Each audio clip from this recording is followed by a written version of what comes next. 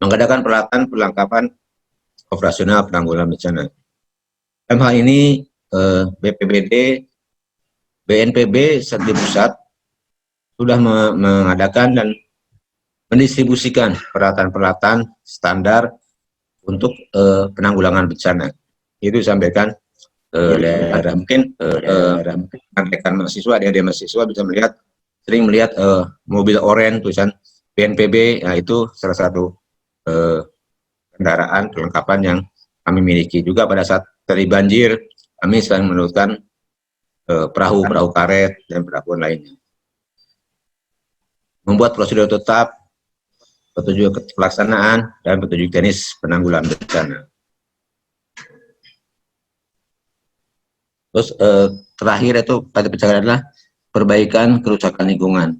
Itu dilaksanakan untuk mengurangi misalkan sanitasinya kita perbaiki, saluran air kita perbaiki adalah salah satu upaya dari pencegahan. Selanjutnya, nah ini mitigasi. Mitigasi adalah serangkaian upaya untuk mengurangi risiko bencana, baik melalui pembangunan fisik maupun penyadaran dan peningkatan kemampuan menghadapi ancaman bencana. Mitigasi itu ada dua bentuk, yaitu mitigasi struktur, contohnya membuat check dam, bendungan, tanggul, dan sungai. Dan mitigasi non struktural itu adalah menyampaikan dengan peraturan, tata ruang, pelatihan, juga termasuk spiritual. Mitigasi struktural yang dilakukan adalah membentuk check dam, membentuk tanggul, perbaikan saluran sungai, itu mitigasi struktur maksudnya. Yang mitigasi non struktural yang sudah dilaksanakan adalah tadi saya sampaikan adalah menyusun peraturan daerah, mengadakan pelatihan, dan kami sampaikan bahwa di BPBD tahun ini belum melaksanakan, tapi tahun sebelumnya kami melaksanakan peningkatan bagi relawan. Kami melatih relawan untuk suatu bencana, tapi hanya tingkat dasar. Mungkin kalau bisa mahasiswa bisa bergabung, ini adalah alangkah lebih bagusnya mahasiswa bisa bergabung di IKPGRI untuk pada saat nanti kami mengadakan pelatihan. Seandainya ada kegiatan pelatihan untuk suatu keadaan bencana. Selanjutnya, next.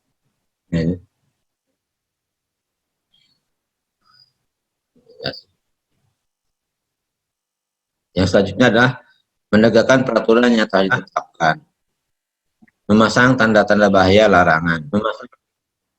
Ya, seperti di BNPB, di pusat kami telah memasang di daerah banjir itu ada jalur evakuasi, sudah kami pasang, seperti di daerah Mugirejo, di Paja, sudah ada jalur-jalur untuk evakuasi. Tinggal nanti mungkin dari BPBD Kabupaten Kota, terutama Kota Samarinda, untuk lebih mensosialisasikan kepada masyarakat bahwa pada saat terjadi banjir, arah evakuasi itu kemana, di mana tempat evakuasi sementara. Membangun pos-pos pengamanan, pengawasan, pengintaian. Tempat membangun sarana pengaman bahaya dan memperbaiki sarana kritis, tanggul, dam, sudetan, dan lain-lain. Pada saat mitigasi keempat ini, domainnya bukan hanya BPBD, tapi untuk tanggul, dam, dan sudetan, dan lain-lain, ada stakeholder yang secara teknis melaksanakan pengamanan itu di bidangnya. Misalkan tentang pelebaran sungai itu adalah BWS Kalimantan misalkan. Untuk tanggul yang melaksanakan itu adalah PU Provinsi atau PU Kabupaten Kota. Nah, selanjutnya adalah pelatihan kebencanaan. Nah, pelatihan kebencanaan ini kami ada juga di daerah, di kota juga di daerah, di kebencanaan adalah yang tergabung ke dalam bangunan desa tangguh bencana. Kami membangun komunitas di desa, namanya Desa Tangguh Bencana.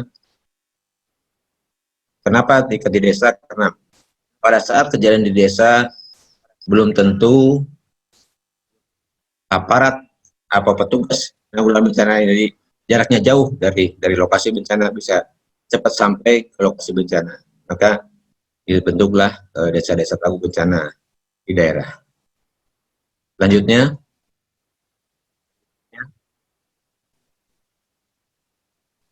kesiapsiagaan. Kesiapsiagaan adalah serangkaian kegiatan yang dilakukan untuk mengantisipasi bencana melalui pengorganisasian serta melalui langkah yang tepat guna dan berdaya guna. Misalnya penyiapan sarana komunikasi, pos komando, penyiapan lokasi evakuasi, rencana kontingensi, dan sosialisasi peraturan pedoman dan penanggulangan. Nah itu kesiapsiagaan tadi udah saya singgung di awal pada saat ada potensi bencana. Makanya pada kita bisa memprediksi pada saat ada potensi bencana itu, misalkan bisa Samarinda berdasarkan data-data beberapa tahun ke belakang, 5 tahun atau 10 tahun ke belakang, 5 tahun atau 10 tahun. Pada bulan-bulan tertentu itu akan terjadi banjir. Nah, pada saat ada mendekati bulan yang biasa banjir itu, kita sudah melakukan kesiapsiagaan tadi. Penyiapan sarana komunikasi, membentuk pos komando, penyiapan lokasi, penyusunan dana kontingensi. Dan diharapkan pada saat kejadian bencana, masyarakat tidak terlalu panik karena sudah tahu apa yang harus dilaksanakan. Selanjutnya,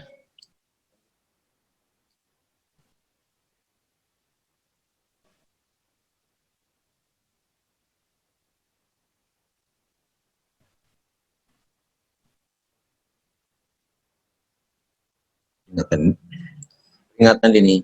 Peringatan dini adalah serangkaian kegiatan pemberian peringatan sesegera mungkin kepada masyarakat tentang kemungkinan terjadinya bencana, kemungkinan ada suatu tempat oleh lembaga yang berwenang. Pemberian peringatan ini harus menjangkau masyarakat, bersifat segera, tegas, dan tidak membingungkan, dan bersifat resmi. Nah, untuk pemberian peringatan sesegera mungkin itu adalah adanya di tanggung jawabnya adalah di kabupaten kota. Misalkan kita ambil contoh, kalau kita sering nonton di TV, peringatan dini banjir untuk Jakarta bisa diprediksi ketika bendungan Katulampa mencapai ketinggian air melebihi normal. Itu bisa diprediksi bahwa pada saat sekarang terjadi bencana banjir pada pukul 4, pada berapa jam kemudian air itu akan sampai ke Jakarta. Nah itu seperti peringatan sesegera mungkin disampaikan kepada masyarakat, sehingga masyarakat di daerah hilir pada saat banjir sudah siap-siap siaga. Dengan berdasarkan itu masyarakat siap siaga. Dan sifatnya menjangkau masyarakat. Satu contoh peringatan dini yang disampaikan. Ya, selanjutnya.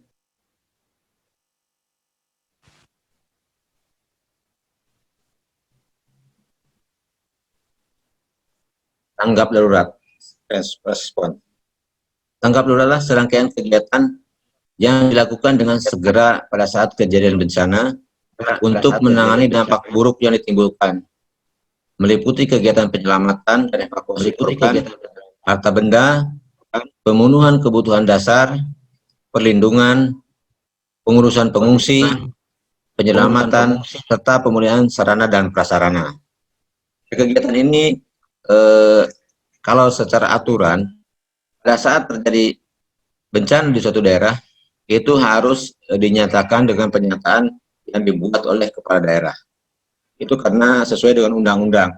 Jadi yang menyatakan bencana itu harus kepala daerah. Misalkan banjir di Samarinda, pada saat kejadian banjir di Samarinda, wali kota harus menyatakan bencana darurat bencana di Samarinda, itu mulai tanggal 1 sampai tanggal 14. Nah itu pada saat kedaruratan tadi Kegiatan-kegiatan dicapai itu tadi pembentukan kebutuhan dasar, perlindungan pengurusan pengungsi, penyelamatan, serta pemulihan sarana dan prasarana.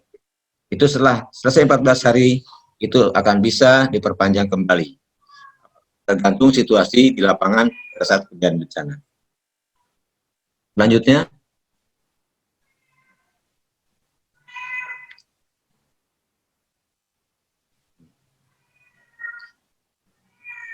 kebutuhan dasar bantuan darurat, yaitu kebutuhan dasar berupa pangan, sandang, tempat tinggal sementara, kesehatan, sanitasi, dan air bersih. Pada saat kedaruratan terjadi yang selama 14 hari, ini harus disediakan kebutuhan masyarakat pengungsi, itulah pangannya, sandangnya, tempat tinggal sementara, kesehatan, sanitasi, dan air bersih.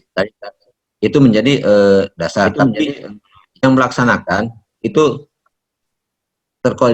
terkoordinir seluruh stakeholder yang mempunyai tugas di bidang itu. Misalkan pangan punya sosial, sandang, tempat tinggal sementara, siapa yang menyediakan tenda, bisa TNI, bisa BPBD, itu kesehatan, itu dinas kesehatan yang bertanggung jawab, sanitasi dan bersih bisa dinas pendidikan umum, itu. Tapi dalam hal ini BPBD adalah sebagai yang mengkoordinir, yang melaksanakan tetap adalah stakeholder yang punya teknis di bidangnya.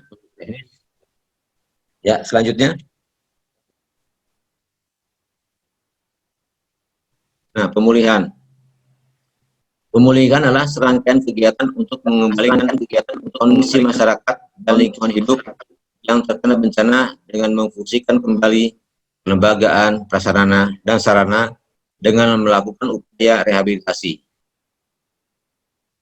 Pemulihan meliputi pemulihan fisik dan non-fisik. Pemulihan ini dilaksanakan setelah masa tanggap darurat selesai. Setelah masa tanggap darurat selesai, maka kita beralih ke arah pemulihan.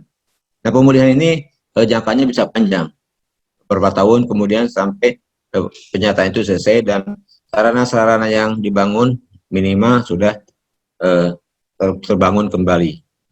Pemulihan itu meliputi fisik dan non-fisik.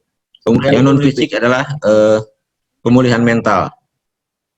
Pemulihan mental pada korban yang terdampak bencana. Ya, selanjutnya.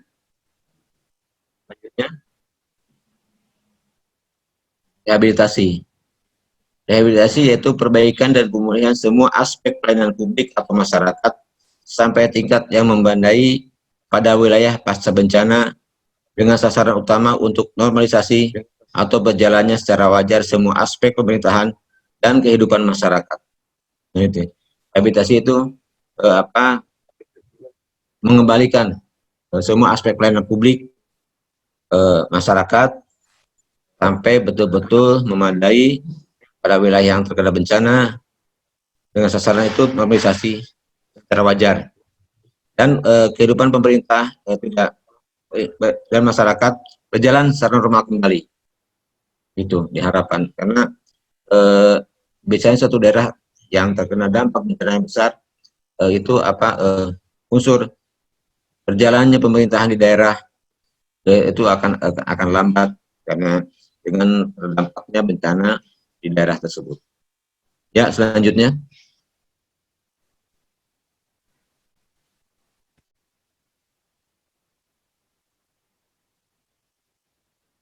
Nah, rekonstruksi.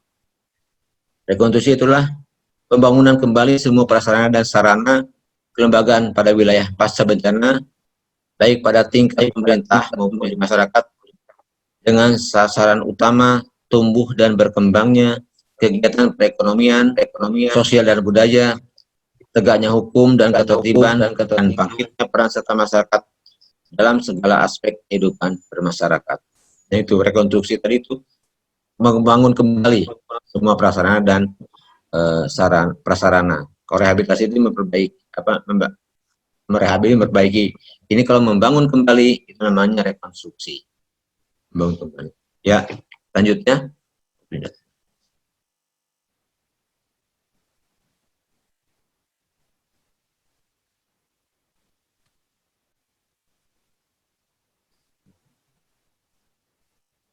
Nah,